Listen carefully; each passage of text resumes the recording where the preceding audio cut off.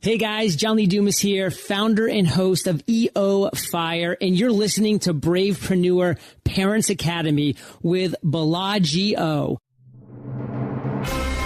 Welcome to Bravepreneur Parents Academy, where the world's most inspiring entrepreneurs reveal their most defining childhood moments and share their legacy for raising brave little heroes who will grow up to change the world.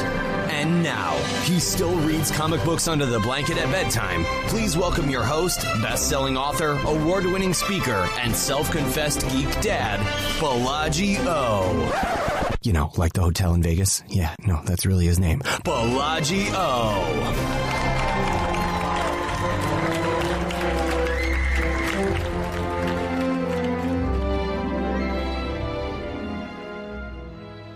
Hello, everyone, and welcome to another edition of the Bravepreneur Parents Academy. Today, we get to talk to a real live superhero. I'm talking about Julian Hosp.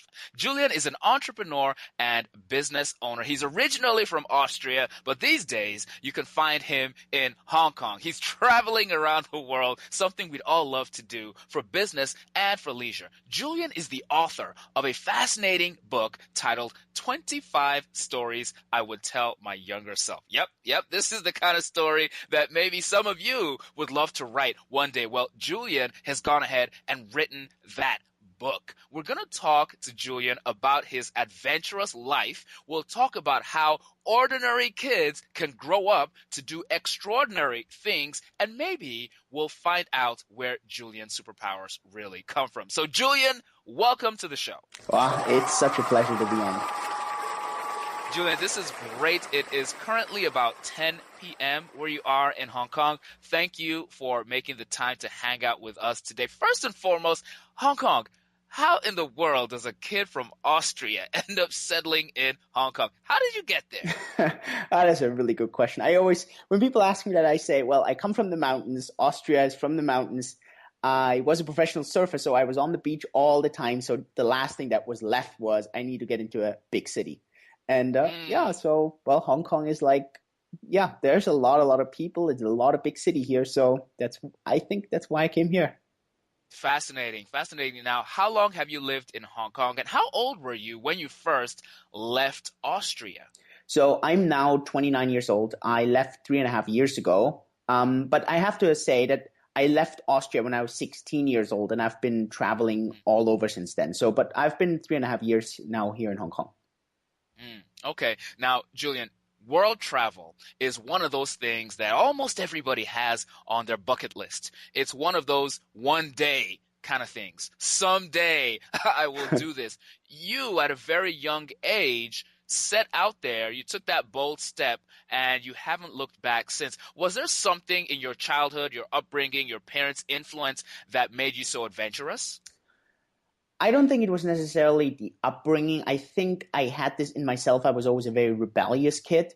And especially when I hit puberty, I think that really sparkled out. And I just wanted to I wanted to leave. I wanted to do something different. And my dream was always to get really good in basketball. That's why I wanted to go to the US. Well, my problem is I'm really short, so I'm like 5'9", 5'10". So yeah, that didn't work out the way I hoped it would. But when I was 16, I left and went to high school in the US, and I think it had nothing to do with my parents. I loved them dearly. It was just my inner nature. That's very interesting. A lot of times we have kids. I have a couple of sons myself, and we try to figure out, are these qualities, leadership and courage and initiative, are kids born with them, or can they be bred? Can they be taught these things? It sounds like you had a lot of innate rebelliousness, which you then channeled in a very positive direction. But there's certainly some skills that you picked up along the way. I wonder if, Julian, we can talk maybe about some of the stories from your childhood that you feel either defined you or that, looking back, you'd have done things differently. Take us back to young Julian before you left Austria, maybe in your secondary school or high school days. What are some of the stories that stand out for you during that period? I think really good points you're making there. I definitely agree that I had a lot of these innate qualities, probably really innate, but especially when I was young, my mom had a huge influence on me. She grew up in like post-war era, post-Second World War. So life was really rough when she grew up. And she is a farmer's daughter, so resources were really scarce back then. And so when me and my sister grew up, of course, we were quite well off, but my mom wanted to instill that same hardworking mentality into us. And so I have really a couple of stories from, especially branded me when I was really young. There was this one time when we had to grow a tree. It was a secondary school project. We had to grow a tree in our garden.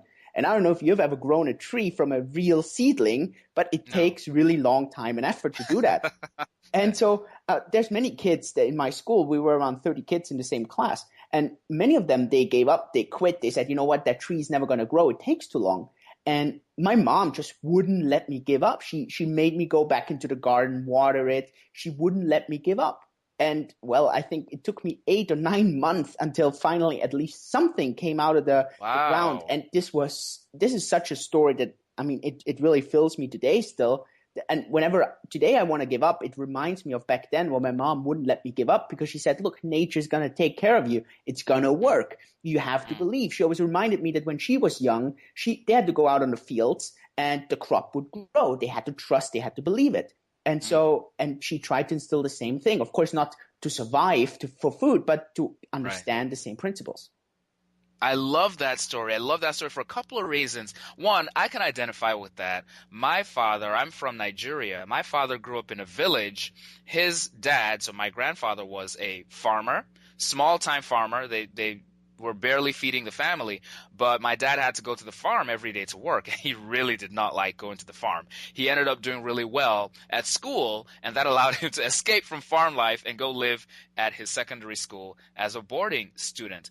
But he developed a work ethic growing up in that type of environment. And there are a lot of us entrepreneurs today who have kids. Maybe we grew up not having the stuff that we have today. Maybe we're better off now financially than we were growing up. How do we now pass on those same values of hard work and persistence to our kids? What your mom did, Julian, I think was brilliant. I totally agree, and I can feel with the story you're sharing there. I think that's so wonderful. I'm really thankful for what she did. Back then, I didn't understand it. I was really frustrated, of course. Right. But today, I'm really thankful. So Julian, sports and athletics have been a big part of your life. One of the stories that you told in the book was about swimming. I wonder if you could maybe unpack that story for us and share that.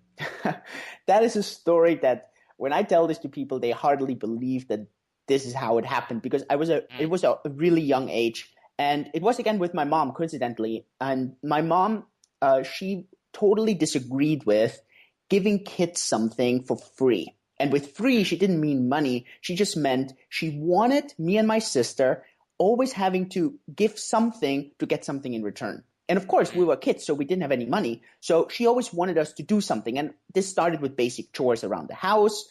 This started with basic helping. But there was also these incidents, and they drove me nuts back then when I was 7, 8 years old.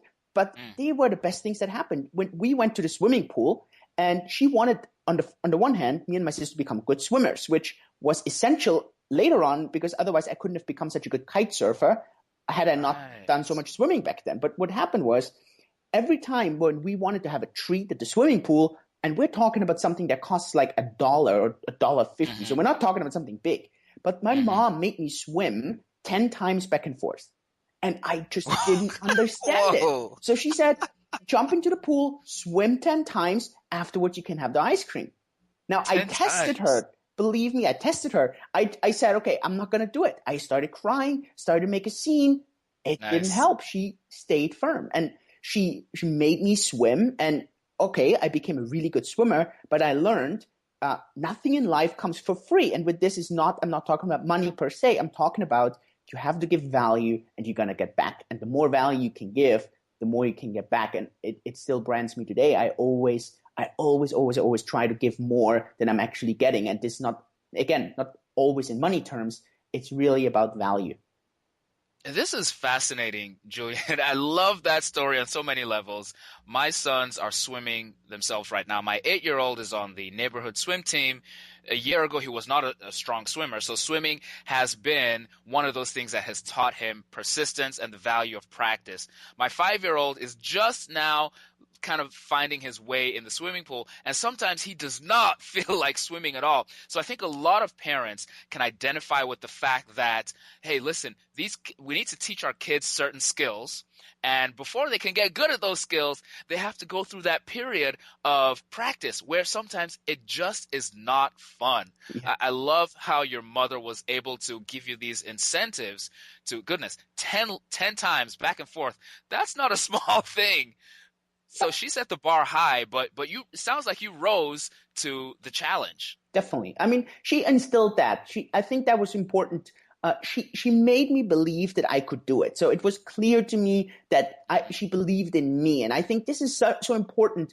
Looking back as a kid, my mom, she always gave me the feeling that she trusted me, she believed in me, she wanted me to succeed. It was not that she gave me this innate, crazy, you can be you can jump off a bridge and you're going to survive kind of feeling. But she always gave me a feeling that if I really wanted to do something and I gave it all that I had, that I could achieve it. And if I did that with 100% energy, I could really get high rewards. And I'm really thankful because I think, especially today, many kids, they kind of miss out on that a lot. And I wish they would still get that, because I think it would help them succeed in life a lot easier. I mean, I'm sure you know that there's this really famous marshmallow experiment where Dr. Mitchell, he made this experiment with the marshmallows, and he compared kids who could like delay their gratification and who could stay firm, not eating the marshmallow. And he looked at these kids decades down the road, and he realized that kids who could actually delay gratification, they became a lot more successful. So that is such an interesting, parable there. I love that you shared the marshmallow experiment. For the listeners who are not familiar, you guys need to look this up, and I'll include it in the show notes. But what Julian is referring to is a fascinating experiment, a study where random sets of kids were placed in a room, and they were put in there with one marshmallow, and they were told they could either eat that marshmallow then, or in 20 minutes, they would get 2 marshmallows. Well, some of the kids couldn't hold out. They went ahead and ate the marshmallow. Others of the kids held out for the 20 minutes, and they were able to have the double portion. But they continued to track those kids, and they realized that the ones who were able to practice delayed gratification, this is something we really have to teach our kids. The ones who were able to practice delayed gratification were much more successful in life. Fantastic story, Julian. But Julian, in addition to being an entrepreneur, though, you somewhere along the way developed this entrepreneurial spirit. Now, this is a show for entrepreneurs, so we love that. And we'd all love for our kids to at least have some sort of entrepreneurial spirit as well. Do you have any stories that maybe show us where that entrepreneurship started to come from as a child? Actually, I have a really hilarious story there. It's a big laugh.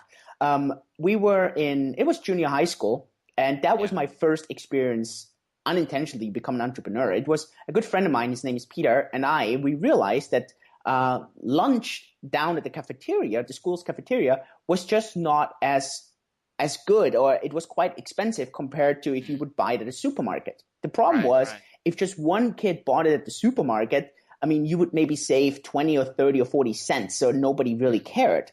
But if you start to do that in bulk, suddenly the price difference becomes quite big. And so what Peter and I did was we started bulk ordering sandwiches at the supermarket, and we shipped them by the dozens, and at the end it was even hundreds to school, and we started reselling on the school campus. Now, that was at the age, we were 12 or 13 years old. Of course.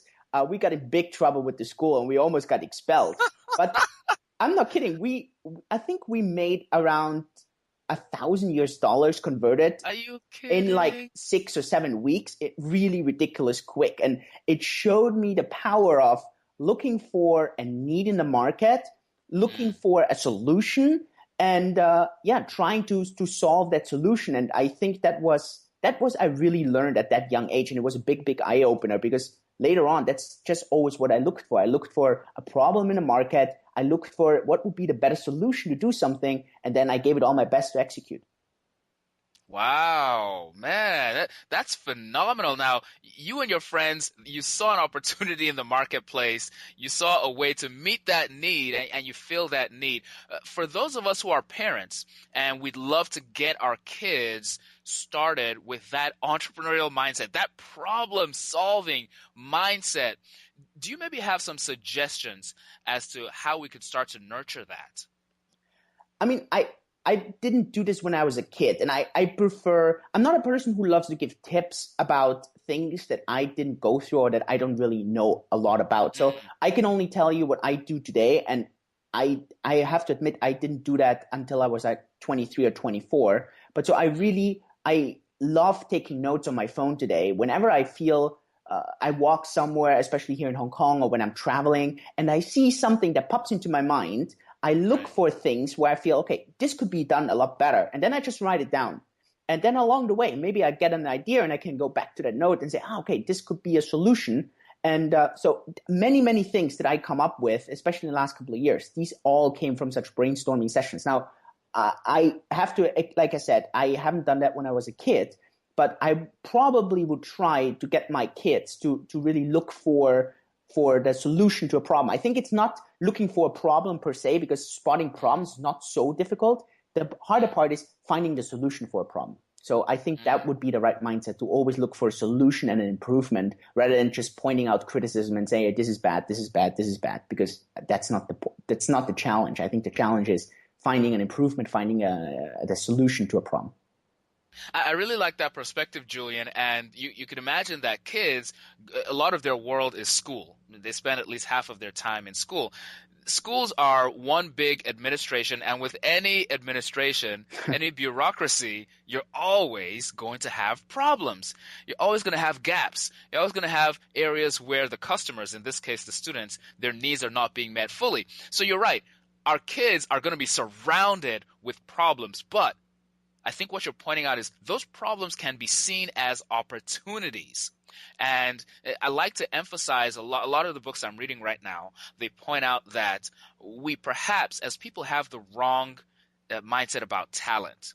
We sometimes feel like certain people are born with talent, other people don't have that talent and they can never have it. No, in actuality, it just takes practice. It takes persistent practice, often with a mentor. But if you practice being a problem solver, as you're pointing out, you walk around, you see areas of opportunity, Julian, you take notes on your phone. You start to work that muscle as to how you could improve things. I think that ultimately makes that muscle, that entrepreneurial muscle, a lot stronger. So I love that perspective you shared with us. And I can only imagine that traveling from country to country, you see things in one country that aren't being done in another country, and you kind of maybe connect the dots there.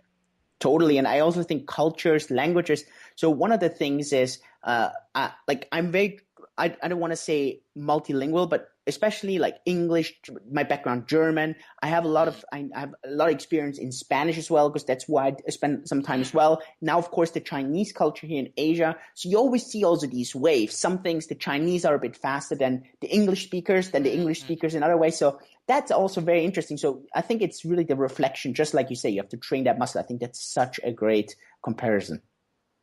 Now, Julian, so you grew up, what languages did you speak growing up? So German? Yeah, our native language is German. It's like British English, American English. This is how you could compare the German and the Austrian German. We spoke German. We learned English quite early. I think I was 10 or 11. But my English didn't really develop until I became 16, 17, when I moved to the US and I went to high school there. So that's when my English developed. So Julian, you took English as a second language as a child from age 10, 11. Just like I, growing up in Nigeria, I actually learned French? school in English. Oh. I took French. I took French as a second language. Yeah, Nigeria was colonized by Britain, so English is our national language. But I did take French as a second language. However, for you, Julian, you didn't move to the United States until you were 16. You had to take the SATs just a couple of short years later. I'm sure you did really well at the math. How was the English for you? Oh, the SAT story. Well, so for me, the SAT story was, at that point, it was just really crazy. And especially after I had finished it, looking back, it was absolutely pointless. Looking back at it today, it was one of the most important experiences I had, because otherwise I could have never studied medicine. So what happened was, I was with my host family there. So I had a new family. I couldn't just move to the US. It's not possible because I was only 16. So I needed someone who would take care of me. And so I had a new family who didn't really adopt me, but they were kind of responsible for me. And so I had a host dad there, and his name was George. And so George, after me being there for almost a year and me going into graduation soon, he told me, he said, "Hey, listen, son, I want to be really proud of you. And if you want me to be really proud of you, you have only two options. Either you become a lawyer or you become a medical doctor." And so I was really dumbstruck. Wow, okay. I realized I couldn't become a lawyer. I just didn't want to study law. So I wanted to do medicine. Okay, so no one in my family does medicine. But I said, okay, I want to do it. So I went to our student counselor and I asked her, I said, "Hey, if I want to apply to a med school, what do I need to do?" And she looked at me and she was like, "Oh my gosh, what a poor, naive kid from Austria asking such questions," right? I mean, these are massive thought processes going on in the US. Right. And I just thought, okay, so what do I have to do? And she said, "Well, have you ever taken an SAT? And I said, "I don't even know what an SAT is." Wow. She explained to me what the SAT was, and I realized quite fast that I'm gonna fail that test. I mean, it's not, you cannot fail, but I'm just gonna perform really bad because my English wasn't good enough. So I decided, okay, I'm really competitive. So I wanted to do better than my host brother. And my host brother had roughly 1,300. Back then we still had 1,600 max scores, and he made 1,300. So I said, okay, I want to do more than 1,300. Pretty good. Pretty good. Yeah. Yeah, he was quite good. So I said, okay, I want to do more. My math was really, really strong, always had been. And so I had to perform really well in English. Now, by coincidence, this was a total coincidence, I met someone who was participating in memory competitions. So they had to study decks of cards, study random words. Total coincidence. And he explained to me that the best way to study was to make these memory palaces. And so I had no clue how to do this, but he taught me. And I think this is so important. This is one of the takeaways I had from there. I think many kids today, instead of just studying, they should really focus first on how to actually study, because that changed everything for me. So I really could study, and I literally studied the dictionary. And that's how I performed really, really, really well. I had near max scores in math, and I almost maxed out in English as well. Come on, seriously? In the top 1% of all. Seriously? Yeah, seriously. Wow. And this was I studied for, I think it was 3 months in total that I really studied. I'm talking about probably 10 or 11 hours a day, just vocabulary studying. And, oh my gosh. But it totally, the weird thing is this. Eventually, I didn't go to med school in the US. I went to med school in Austria, which is ridiculous because I don't need the SAT for. Oh my gosh. That's hilarious. Yeah. Wow. That's fascinating. You said something that maybe a lot of us haven't thought of before. Before our kids start studying, they need to learn how to study. I totally think that's really important because that changed everything for me. Understanding how to memorize certain things, how to study, that was, in my opinion, the biggest enabler, like I said, because otherwise I would have never been able to study medicine afterwards. Because there's such a study load, and I was traveling all the time as a professional surfer, so I had to do two things at the same time, and the only way this worked was because I had learned how to study, if you want to say that, right? And school never taught me how to study. Fascinating.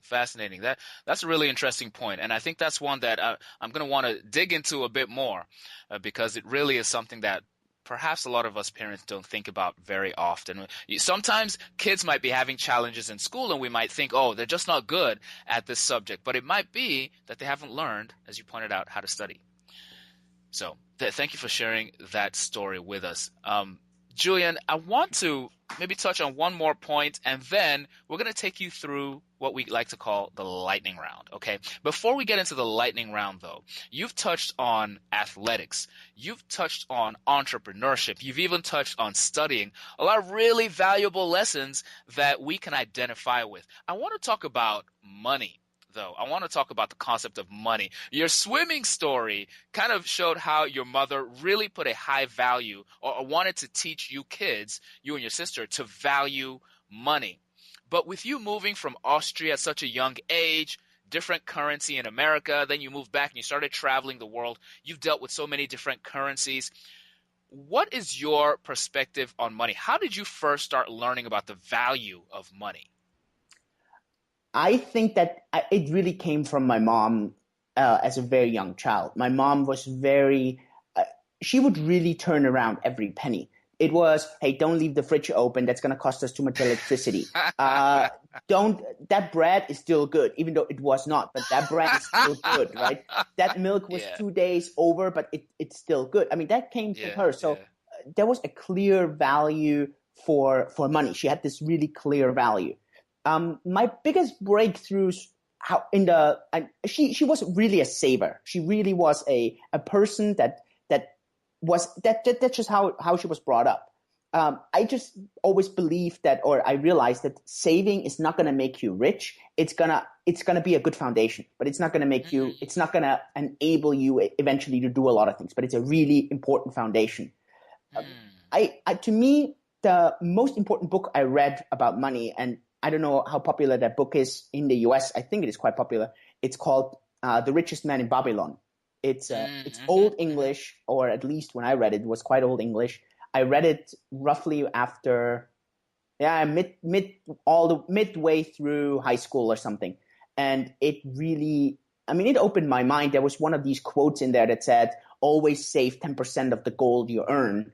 And so basically it means always 10% of what you get in, you just put this aside and you invest this for future earning. You let the money go to work. And so that was a concept that I basically lived by, I think, since the age of 18 or 19 years old. I always would take away 10% and I would invest it and let my money go to work. And that was, I think, such a key principle that I really lived by. And I think that was one of the most important things. It was simple, and that was really important to me. Very, very important. Our kids' relationship with money, again, particularly if us parents came from more modest backgrounds and now we're more affluent, we have more. A lot of our kids might have a lot of stuff. A lot of our kids might not want for anything. And so it does feel like we need to be more intentional, just like your mom was, Julian, about teaching our kids the value of money, even if there's abundance, financial abundance in our household.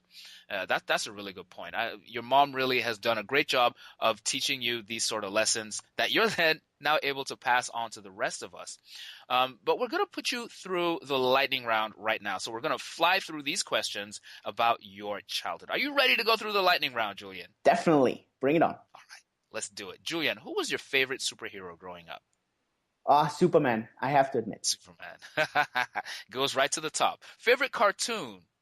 Oof, I've never been much of a cartoonist, never much, so I cannot tell you. No, actually, there's a favorite cartoon, if you ask me this way, called, I don't know if you know it in US, it's called Asterix and Obelix. I don't know what. Oh my gosh. Yeah. Okay, so for our friends in the US, you probably don't know Asterix and Obelix. Growing up in Nigeria, we got a lot of British comics. Yeah. I grew up on Asterix and Obelix. Loved it. Yeah, so that definitely. Okay, that would be my comics, but not these typical comics that I think most people would think of comics. Yeah. Excellent. I love it. Okay, did you play video games growing up? Never. I really have never to say played video games. Never. Oh my gosh, what a deprived childhood. Oh yeah. I do say, yeah, true. There were many times that I would have loved to play, but I think it was my dad having a big influence there because he always tried to keep me busy. As soon as he realized that I would start playing games, he always did exciting stuff with me, flew a kite or went skiing or something. So he just always wanted me to be active and not sit in front of the computer. And I'm glad he did, because I think today I still don't play. So.